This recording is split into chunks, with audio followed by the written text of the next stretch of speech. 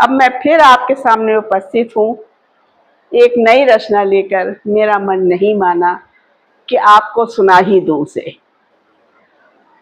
ये मेरी रचना जो है उसका शीर्षक है रचना का रहस्य, कि मैंने रचना कैसे करी।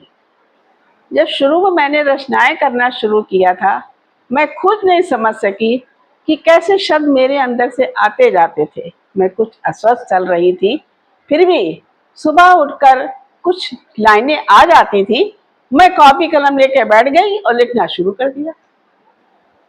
और कविता पूरी करके ही मैं फिर दूसरा काम करती थी। तो मेरे बच्चों ने कहा कि मम्मी क्या है जो आप इतनी अच्छी रचनाएं करती चली जाती, इसका क्या रहस्य है। तो हमने उनको जवाब में दिया, इस रचना का रहस्य हमारी अगली कविता में तुमको मिलेगा। तो मैंने जो अगली कविता सबको भेजी, उसका शीर्षक था रचना का रहस्य। जीवन के इस मोड़ ने कुछ ऐसा जादू कर डाला है, रचना के इस शौक को दीवाना ही कर डाला है। दीवानेपन में आकर मैंने छोटी रचनाएं कर डाली, इन रचनाओं के कारण ही नया ख्वाब सामने आया है। चलते फिरते ही कुछ भाव स्वाभाविक आ जाते हैं, आने वाले भावों को झट में कागज पर लिख लेती हूँ।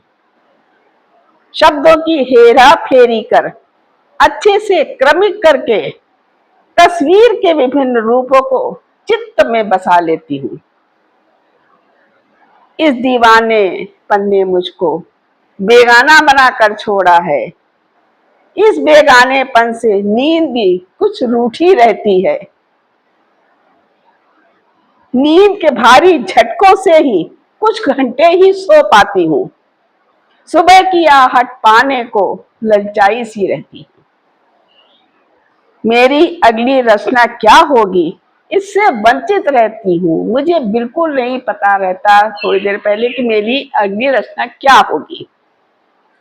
मेरी अगली रचना क्या होगी, इससे वंचित सी रहती हूँ।